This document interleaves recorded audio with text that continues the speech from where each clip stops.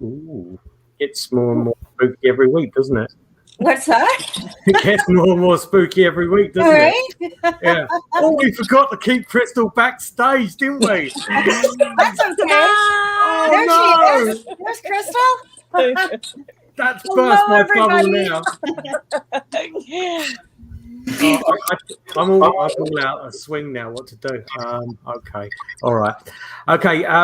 Welcome, guys. Welcome to I Want to Believe. Welcome also as well to our this week's guest, Crystal Pye, who is the founder of the Black Moon Paranormal Society over in, is it Ontario, Crystal? Yes, it is. It is. It is. Yeah. Welcome to the show. I hope I got everything right there, and I was just reading it off my phone.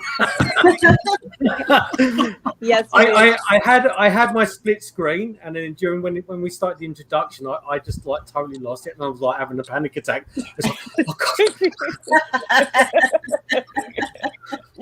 But anyway, welcome to the show. Anyway, so Crystal, just tell the audience a little bit about yourself. I am, my name is Crystal. I am the owner of, I guess, the director of Black Moon Paranormal here in Simcoe County. My day job is I'm a developmental service worker. In fancy terms, I get beat up for a living.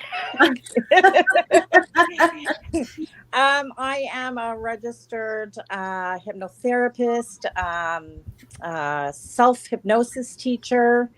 I do Reiki, and I'm starting to get into sound therapy a little bit. So that's been pretty exciting. So, yeah.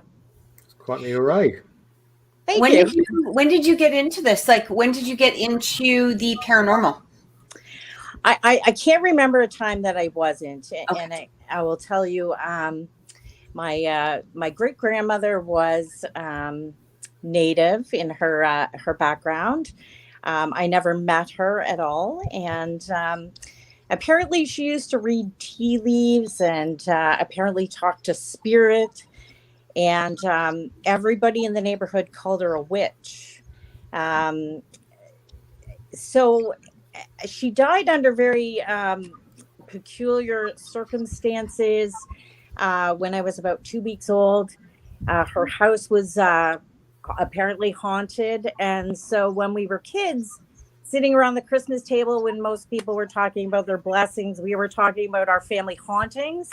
And I remember just being terrified. And then as I got older, it was something I got really interested in. And as I mentioned, I never met her, but I feel like a very strong connection with her. And I've kind of spent the last few years trying to figure out who she was and why people called her a witch and what her abilities really were. So I'm still kind of in the process of doing that. I mean, I think we all kind of lose important people in our lives, and that kind of draws us into the paranormal as well. So yeah, that's why I'm here. When did you start Black Moon? I mean, how many years ago did that all happen?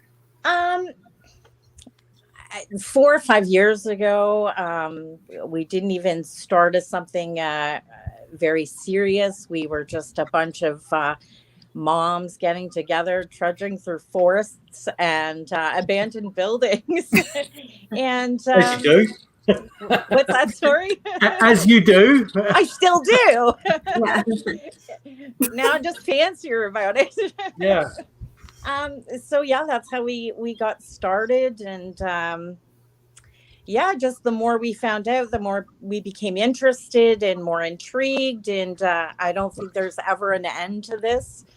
I love it. And I've met some amazing people. I've made some wonderful friendships. Lynda being one of them. She's wonderful. So yeah. How many people do you have in your team right now? What's that, sorry? How many people do you have on your team? Including me, we have 5. Okay. So we have a couple of psychic mediums that have just joined. My team is always changing. We are trying to find the right fit. I think we've gotten that right fit right recently. So the Vanessa and Jackie are two people that have just joined Black Moon Paranormal, both psychic mediums, as I said, both certified in Reiki, and Vanessa owns a wonderful metaphysical shop in Midland. She does some workshops over there. She teaches Reiki. She teaches all kinds of stuff. My best friend since I was 8 years old, she's on our team as well. She's empathic. She's probably more interested in the paranormal than I am. She's a wonderful support system for me. She works her everyday life as a personal support worker, so we kind of do the same thing. And she collects creepy clowns. So there's something wrong with her. Yeah. I always say that. Does she have problems? No, I'm just teasing. I know. Who collects creepy clowns, right? And there is a lady that we work together, a mental health facility, and she's our newest member. And she has no background in paranormal at all. She's super eager to learn, and we're still trying to convince her that there's actual spirits. So she's kind of our skeptic, and I think it's just as important to have a huge skeptic in your group. So that's who we are. My oldest daughter's 28 years old, and she's looking forward to joining the group at some point as well. She's a single mom, so she doesn't have a lot of time to go trudging through all these buildings with us. But she's also empathic, and she's excited to join us. So that's who we are. We've talked about having psychics and empaths and on the teams before. So I'm going to ask you. I'm not going to get controversial. No, I am. But I am. Do you ever find? So when you go on a case, do you bring both psychics with you? And do you find that there is a clash between what they pick up, or do they have different sensibility, like different senses that may pick up on different things? I will be totally honest with you. We've only went out once since these two joined the group. They complement each other really well. Okay. And they mesh really well. I could see where there is going to be great benefits for us to have them join the team. Right. So far, I don't see any negatives. That's good. Okay. That's good. Yeah. So, you know what? It's interesting, Crystal. You were talking about the fact that now you feel that you sort of got it right, that everybody meshes really well on your team. I mean, that's a really important thing. And if you've been around for, you said, 4 years? 4 or 5 years, yeah. Yeah.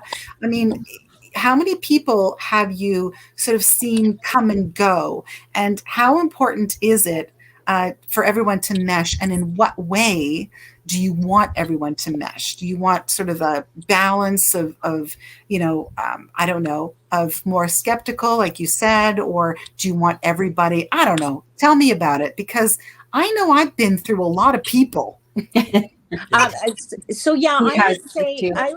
would say we've lost 5 or 6 people, and on one end of the spectrum, I find people leave because it's not like the movies, and right.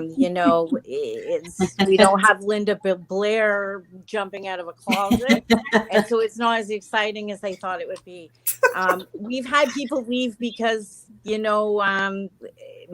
last year I think we did an Asylum tour and investigation, and we lost a lady that way because she was so scared. So yeah, I think that you have to find the balance between that. And obviously you're not going to go into a place and it's going to be haunted and necessarily, so I think what makes the ladies that I have now mesh together. I just think it's really important where we all met and we felt a kinship right away. So I don't believe in coincidences. I think that these people were brought together for a reason in my life. And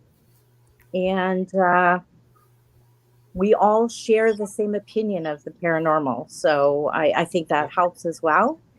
And as for our skeptic, her name is Lynda as well, our skeptic. She just enjoys the ride, I think, and we enjoy her skepticism. Yes, but is she the first one to go into a darkened building with a flashlight? She is. She's so brave. Good. Yeah. You need one of those. Yeah, so we just put her first and kind of push her in. That's the way it goes. It's funny, Lynda, Lynda and Crystal, and obviously Kathy as well. Kathy can testify, and so can Lynda as well, over the years with their different, with the teams and stuff like that, going through so many people. And with me, with Vancouver Paranormal Society, when I was a president there, ultimately, I probably went through at least 200 people over a decade, at least. And the underlying reason why I went through so many people was trust. That was it. There was just so much distrust with the various team members we had, distrust and drama, and that just continues. The wheel just continues to build on that until until a couple of years before I left VPS, and it just seemed to be the trend. And it wasn't like I thought originally. It was the fact that people joined the team, and and it wasn't made out to be what what it is on TV and stuff like that. It was just the fact that they were in it for the wrong reasons.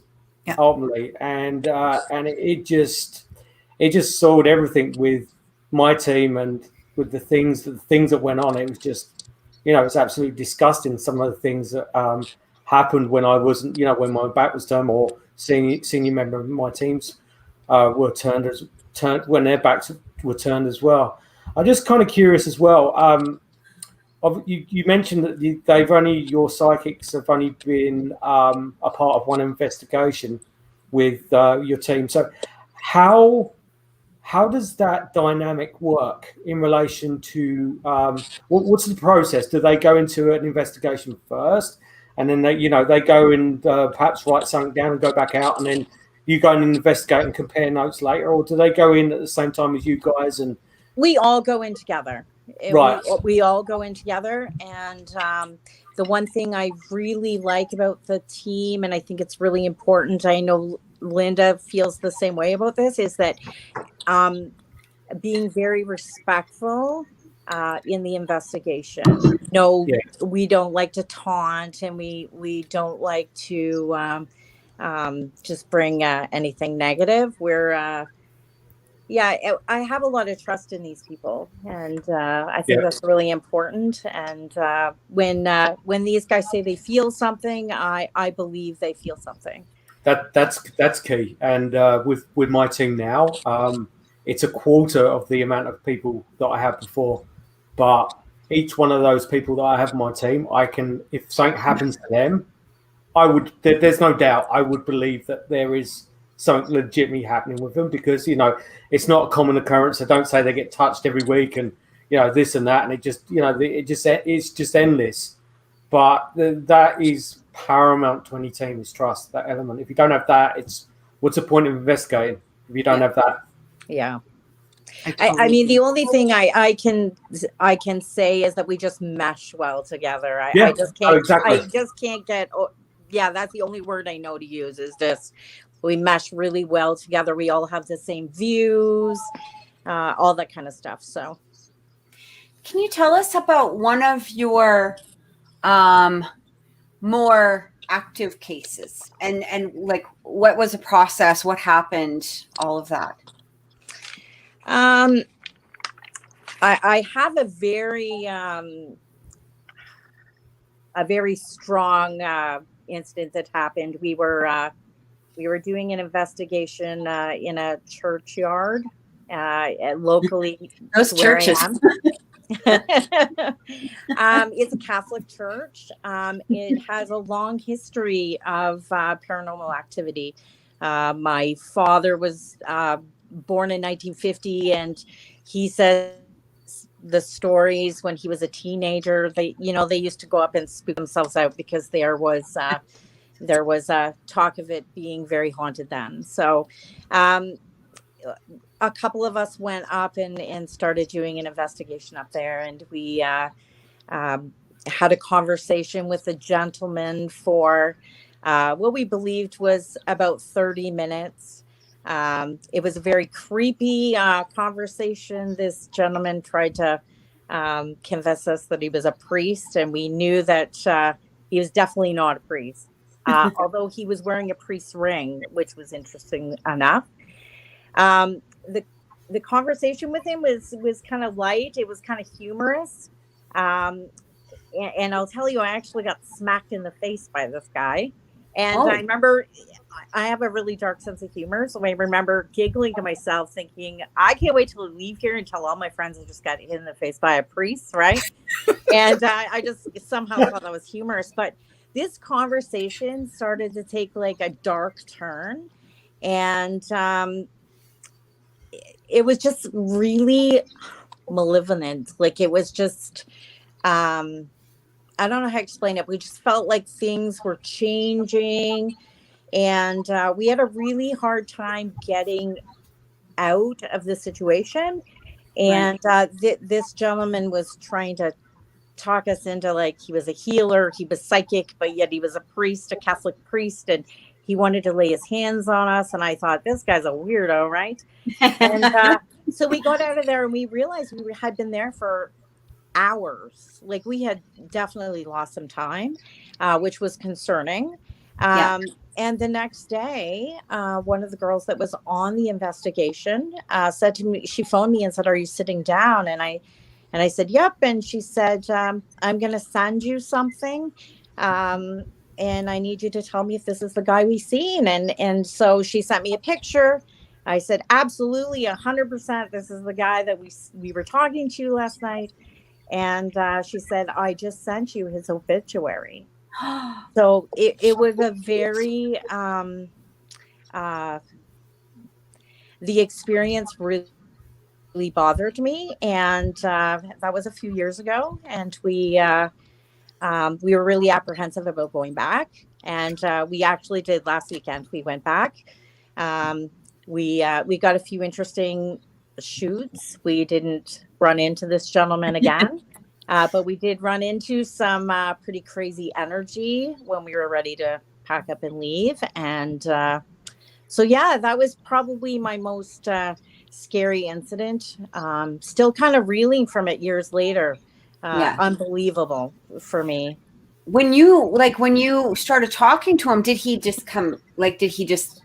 Was he just there and you happened to approach him and start a conversation, or how did that?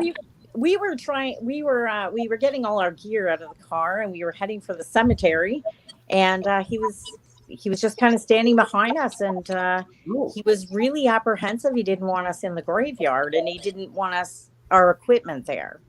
And I kind of tried telling him a story of why we were there, something like, I had a long lost relative, and that we didn't even have the equipment on us at that time, and he knew why we were there. And so that was kind of freaky.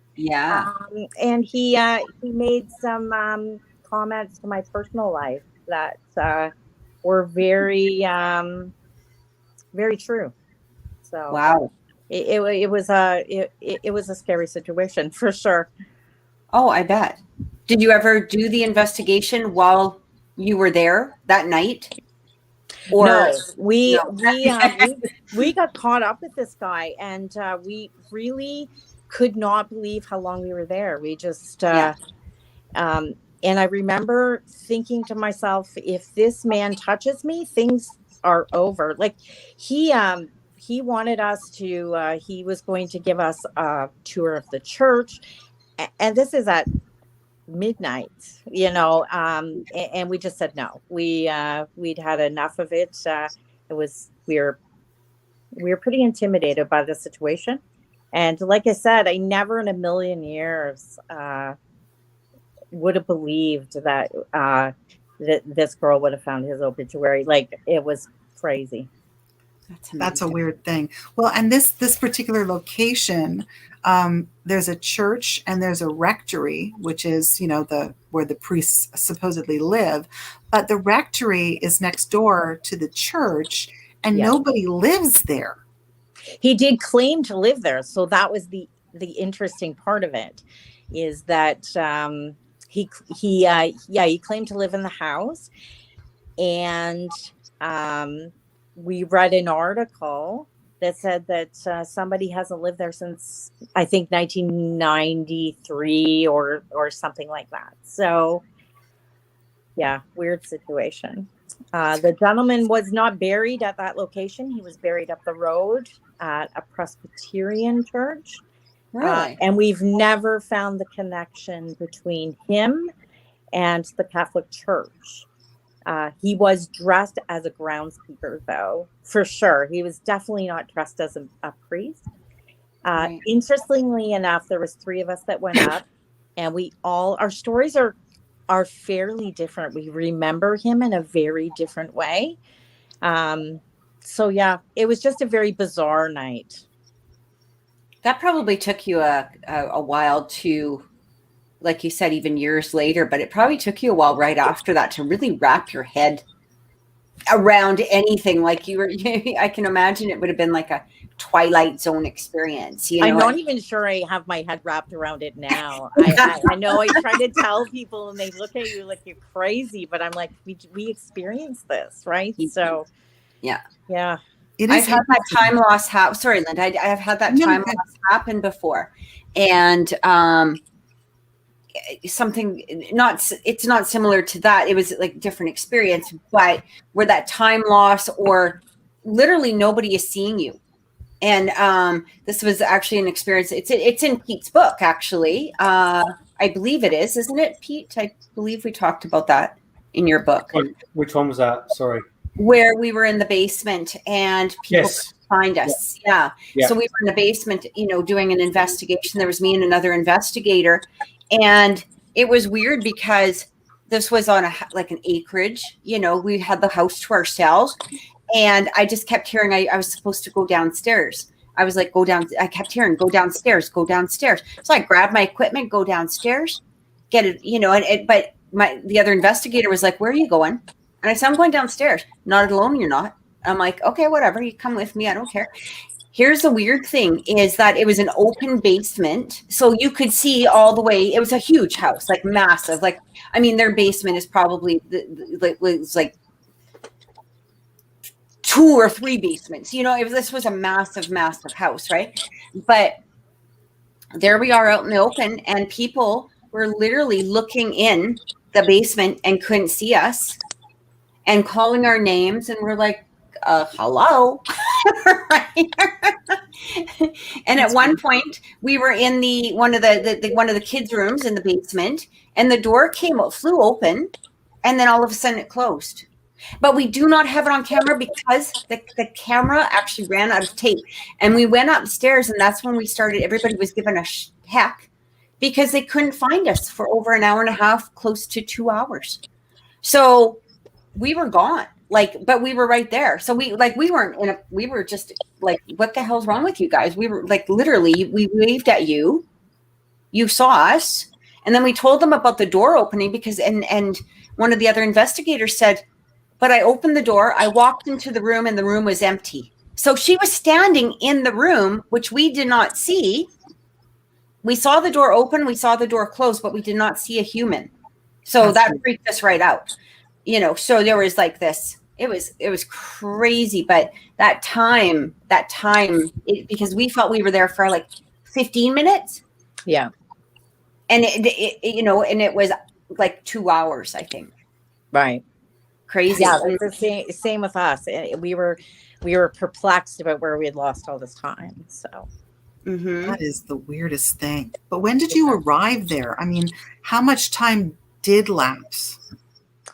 I believe it was around 4 hours from start to finish, somewhere around there. I mean, it's hard to kind of guess, but I do know that it was the sun was just going down when we were there, and because we were taking pictures, and somewhere we'd lost a few hours.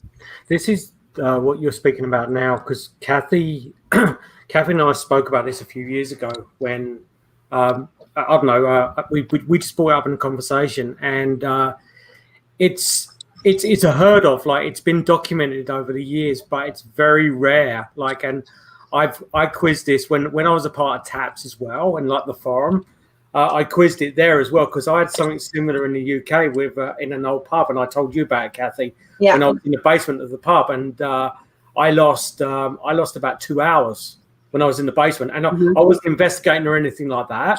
I just literally went down there with a friend of mine, and it was supposed to be, you know, it's supposed to be haunted and stuff like that. And we were sitting down there. I was like, come on, seriously? And I was like, there's nothing going on there or anything like that. And I had a couple of drinks, don't get me wrong, but we were down there for like 15 minutes. And he said, I have to go up and lock the pub up. So we literally walked upstairs, and the doors of the pub were still open. And it was, in the UK, the pub's shut at 11 o'clock. And it was like about 1:30 in the morning. Oh, wow. And it was, we were down there for like 15 minutes, because he was looking at his watch. He's going, we have to go upstairs and lock up in a minute. And we got up, and it was like we'd been down there for over 2 hours. Wow. So So is the strangest thing. it's like it's totally strange. And like when it's happened to me all those years ago, it's really like things like that are really hard to speak about, things like that, because you get that kind of sense that people are looking at you and they're judging you because you're full of shit. Yeah. And you think, oh, I can't do it. Like the bullshit, the screen's up at the moment while I'm telling someone this, and then it was only when Cathy said it, it's like, you're not full of shit, Cathy, I believe you. And the angels are rejoicing and stuff like that. And it's just, It's true.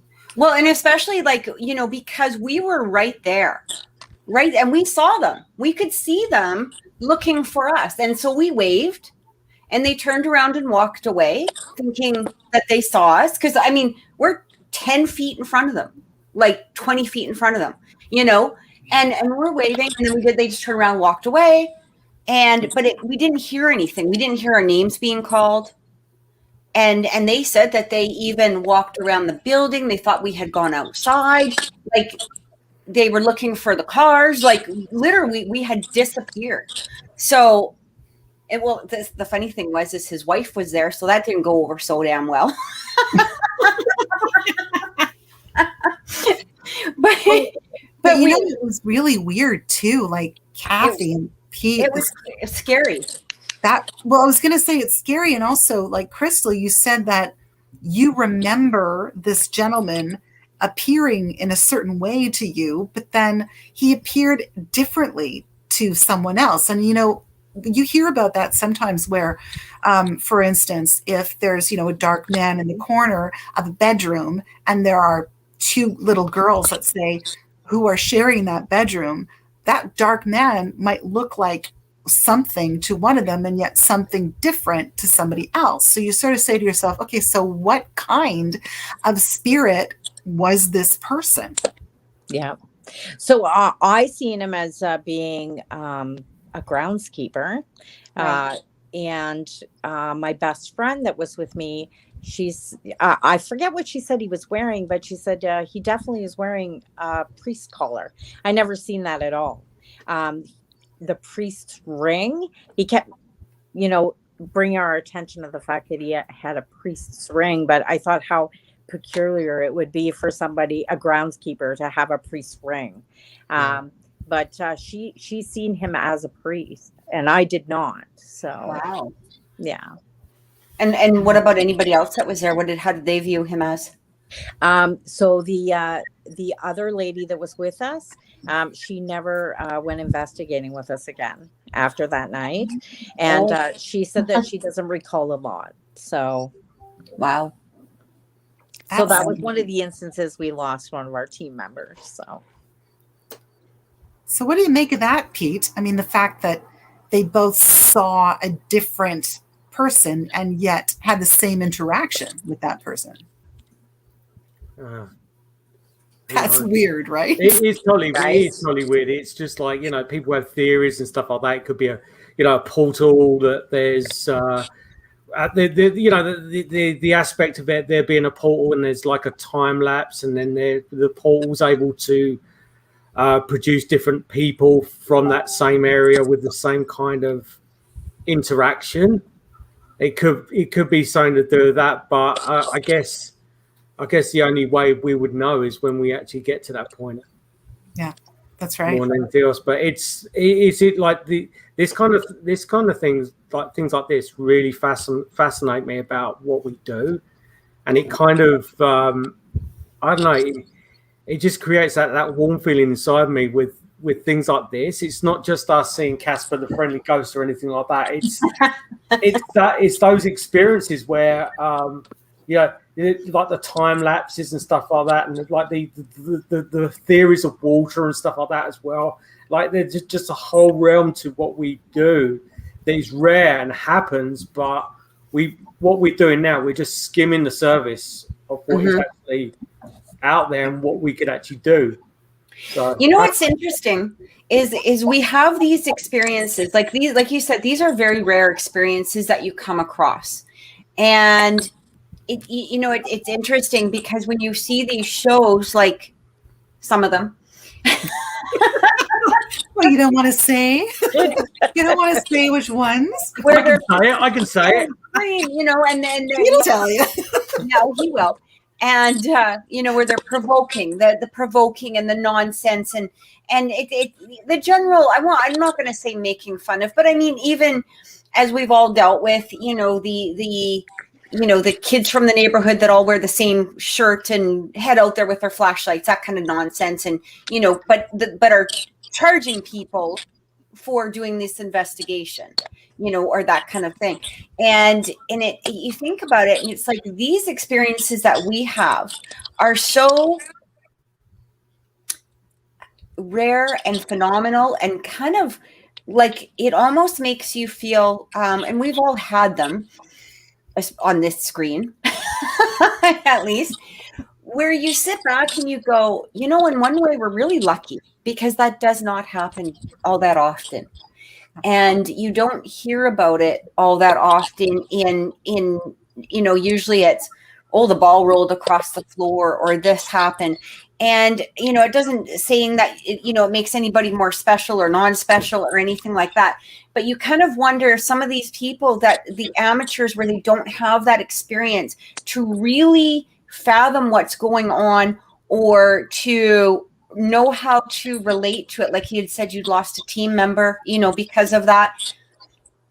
And if you don't know how to handle something, like for me to go into the basement, I first heard to go to the basement. I would have gone by myself if he hadn't offered to come with me. I was dead determined to go down there. What would have happened? Right. Exactly. Or you going into the church. What if you were a less experienced team and in that place of, we're going to see something so cool, and going in. And that's what a lot of people don't understand, is that, it does take some experience and knowledge to recognize these things that could be very harmful or could be very dangerous or could be, potentially put you in a place where you're not mentally healthy after. Yeah. It's funny. It's funny you should mention that, Kathy. I've interacted with a lot of investigators over the years, like seasoned investigators and stuff like that. And I've been in scenarios where they've had that moment of validation that's been more like that. They basically had an interaction with something, and it's probably the peak of their paranormal career, and they've been doing it 10, 15 years. I've seen people run out of buildings, and I honestly think that us as human beings, if I was to see anything right now, my first reaction would be fear. I react to fear differently to perhaps you three ladies do on there. I probably reacted differently, but it's our human nature, it's our characteristics, because it's not normal, regardless. And these people will say, well, I'm just going to sit there and talk to whatever's there and stuff like that. Yeah. I don't honestly believe that. I think that there's a huge there's a bit of bullshit with that, and it's just that we all cope with it different ways. That's why I think it. Yeah, I 100% agree. I mean, I'm going to tell you something. You had that experience, Lynda, where you had that lady, after you put the cameras away, and I still remember that. And I don't know how I would have handled that. I've never seen a full-blown apparition walk in front of me. I probably would have been like that guy on Ghost Hunters, like, run, dude, run. I mean, I might have been. I know, right? I think it was shocking. Well, first of all, I know it was shocking, but I did not run. I couldn't believe. I mean, my brain couldn't comprehend what was happening. And the person I was with, same. We sort of stood there and watched this thing because it was solid. It was as solid as you or I. So I think if it had been maybe like Casper, it would have been a little different. But it was totally solid. It was like you or me walking down the stairs. So I thought it was a real person. And it was only when I realized that she had no feet when I thought, oh crap, maybe I should be running away from this situation. But by then it was too late. I had it twice over the last decade since I've been in Canada, where the first was the Orpheum Theatre in Vancouver, where we were all sitting around. There was me, another investigator of mine, and a guest that was there at the time, and we saw I hate using this term because I believe it's overused, but a shadow figure was in the corner, but it was a silhouette of a man, but just black. Yeah. And he basically, it was the washroom doors, and he took up the whole of the washroom door, and he was it was a man, obviously, but it was just a dark shadow, and you can see the characteristics of the outline and stuff like that. But you could see it was there because there was an exit sign above it, like lighting up the entrance to the doorway. And the woman that was sitting opposite me, she shut her eyes, and the first guy just sat there with his mouth open. And with me, with fear, again, this was not, my brain wasn't talking to my body at the time. I got up and I ran towards it because I couldn't. No, I did. I ran towards it because my brain couldn't process what I was seeing, and I wanted a closer look. I wanted not to experience it, but I wanted to make sure that I was basically seeing what I was seeing. So I ran like a little child towards this black thing, and it just basically, I don't remember. It just disappeared. It didn't, vaporize or anything like that, whether it went behind the door or anything like that. But it disappeared. But then the second time it happened was an investigation in Surrey, BC, where I got up and I was basically face to face with this shadow figure. And the woman I was with, she dropped all her equipment on the floor. And again, it was that reaction where I looked at it and I took a step back and I could see this black mass standing there, and I walked through it because it was my body saying that I need to know that this is real. Yeah. And I walked through it and it disappeared again. So with me, again, going back to what we're discussing, it's like fear is people react in different ways. Yeah. And you can be, it doesn't matter whether you've been doing it a year or whether you've been investigating 50 years. You will still feel that. You still feel fearful in any given situation. Yeah. And people will still run out of the buildings. Crystal, you're also a hypnotherapist, right? Yeah. Yes. Very, very new. This was, okay. I got certified during COVID, actually. Oh, okay. Good for you. Thank you. Have you, is this a practice that you do now? Like, do you do this, do you do this with clients, or? It's something that I am going to be looking forward to doing once COVID's over. COVID has kind of changed everyone's lives. I love my job. Like I said, I work in a mental health facility. I've suffered about 7 concussions in my lifetime doing this. And so I'm 46 years old, and I figure that having a backup job is probably a good idea at this point. So, uh, 46 years old, I don't know how many more concussions I have in me. So it's something I kind of always wanted to do, was the hypnotherapy. And it's just been challenging because of COVID. And yeah, I'd love to open my own practice.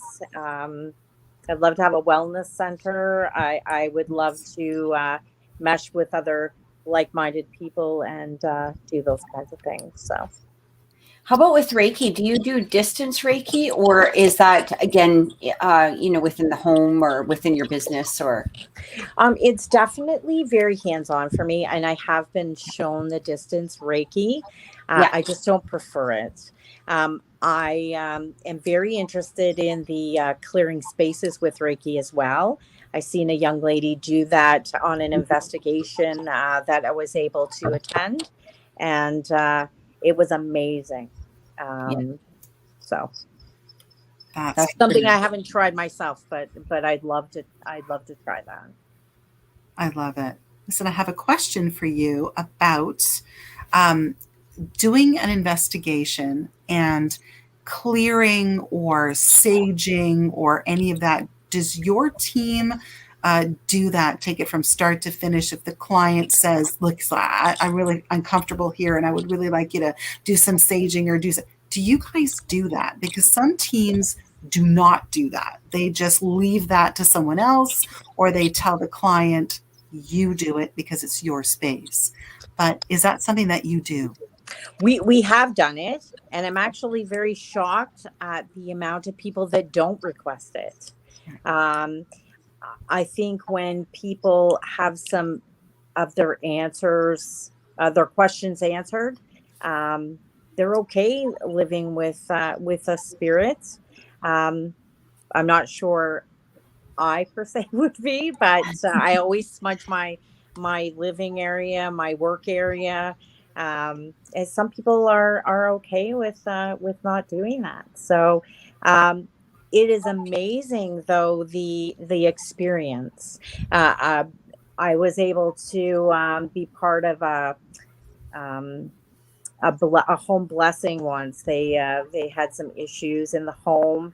The family couldn't live in the home because of the paranormal activity, and it was a private farmhouse in northern Ontario, and we were able to go in and do a quick investigation before they did a clearing, and it was amazing. When we got there, the energy was so thick, and I actually made somebody walk me up to the washroom because it was really scary. And then when they did the cleansing and the blessings and the saging, and they also did Reiki, the home was like a brand new home. It was amazing. It was a humbling experience. It was wonderful. Mm-hmm. Nice. So I want to hear more weird experiences. If you had another experience, well, not like the one at the church, but something that kind of made you go, Nothing like that. I did bring a little something home one time. We did an investigation in Hamilton, and I brought what was told to me was a female home, and the things that it was doing in my home was kind of funny. We kind of ignored it, but she didn't like males, and so the males in the home weren't very appreciative that I brought this thing home. So I had a lady come in and do some communication with spirit, and she smudged, and I didn't have any problems after that. But yeah, my son wasn't happy with me. I bet. Yeah. But what I've been to some pretty impressive places. Rolling Hills Asylum was in Bethany, New York. We did a lockdown there. It was amazing. And it was very active. For anybody that wants to go there, I would definitely recommend it. The Lizzie Borden Bed and Breakfast. We did an investigation there, and I will say, I hate to say this actually, I was very disappointed. There was not a lot of activity there. So, Right. It happens. That Yeah. happens. Yeah, that's one of the misconceptions about these alleged haunted places. right. It's a lot more stories than what there is action. Yeah. Yeah. The Lizzie Borden house, I honestly thought would be the most active place I had ever been. And it was the quietest place. I probably have more activity in my house I live in now than the Lizzie Borden house. So That's funny. Did you Well, spend the actually- night there?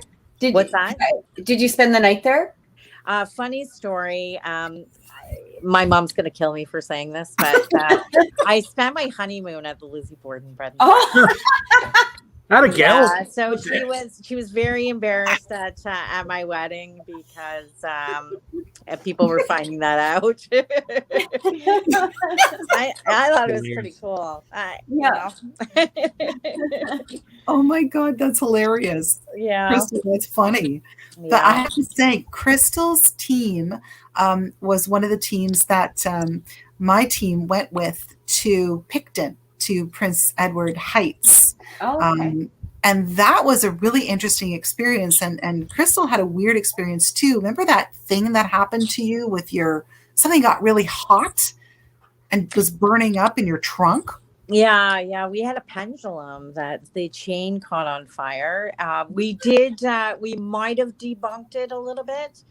We did have some batteries in there, so it could have possibly created that. But I still have the pendulum. It has the charcoal on it. It caught fire right in my trunk of my car where I had all my equipment. So. That's what I said to Lynda at the back of the car. I said, this isn't good. No. Is there a place that place was amazing, though. I can't wait to go back there. Me too. You guys have plans to go back there? Are you guys going back together? I hope so. Yeah, I think so. I think that's what we're planning on doing. I know that it's a paintball facility right now, believe it or not. Yes. Okay. But I think we're gonna do it. We're gonna go back. There were 3 paranormal teams that went, and I think it was 2019. Yes, that we went in October, and we were all women, which was really funny. Everyone was a woman. Everybody on every team was a woman. And that was interesting because it's Wes Coleman of COPS, the Correctional Officers Paranormal Society, that arranges all of this. And he was the only guy. I bet Wes enjoyed that then, didn't he? Yeah, I think maybe. He's got a great sense of humor, so we had a great time. But he didn't look like he was too heartbroken about it. No, Yeah, I know. Kathy, you were going to ask a question. I think it was the same question as me. Well, I was going to ask, where would you like to investigate? Like, if there was a place, like anywhere that you could go, where would you pick? I was really afraid you were going to ask this because my bucket list is a mile long. But my number one, believe it or not, Alcatraz. I want to spend the night in Alcatraz, and that would be a dream of a lifetime date for me for sure. The Villisca Axe House is another one of them. The Moreau House, the Stanley Hotel. I was going to say the Stanley. I want to go there. That's my one of my bucket lists right there. Well, we'll have to get together. No kidding. I would love. I think it's not even so much about the Stanley, like the hauntings and stuff. The Shining was one of those movies, that you just you watch as you're growing up, I guess, and it resonates with you. And my mom was a horror fan, so we, growing up, most kids are watching Disney. I'm watching I'm watching The Birds and Psycho, and so that explains a lot of me. That explains a lot of me. Yeah. We used to have a museum here where they showed a different Hitchcock movie every month. And I remember sitting in my stroller, sitting there watching like all these horror movies. My mom would go, and Jaws, and so some of these classics. I mean, The Shining, I guess, is not particularly classic, but it is because that was that era that I was, I was right into all of these horror movies, and it wasn't even horror. It was that intense, like Hitchcock type of element where you're just like, whew, you are on the edge of your seat, ready to. I'd love to see the Stanley Hotel. Definitely, I think that would be such an amazing adventure right there. Mm-hmm. Yeah. I have been to Gettysburg, and it's amazing. I dragged my mother there, and she was she's not a history buff, so she just she didn't understand it, but I loved it. Is there any non-North American places that fascinated you in, like, say, Europe? Mean, I would love to investigate a castle and, in Europe somewhere. I think that would be amazing. This girl doesn't fly very well, so not to say I won't, but I need lots of Valium. So yeah, going to Europe seems like a really off the wall sort of vacation, but I would definitely do it with the right people.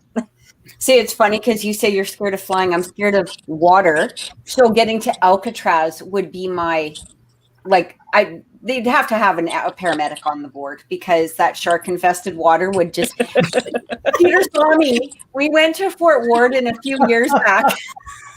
We had to take the ferry, over to the. It was like something out of Titanic. He's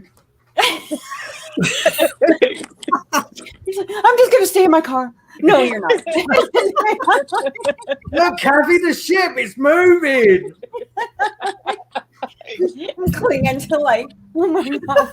It's not a good experience to have me anywhere near water. I'm not scared of water. I'm scared of sharks. So it's not the water. It's the stuff in the water. I'm fine if they cleared out all of the sea life. Right. It's funny. It's funny with Kathy. When we was on that boat, you didn't really tell me, and it was only, I think it was when we were getting off the boat, you told me you were shit scared because all the way there, Kathy's like meow meow meow meow meow meow, and then we get on the boat, silence, and then it's like.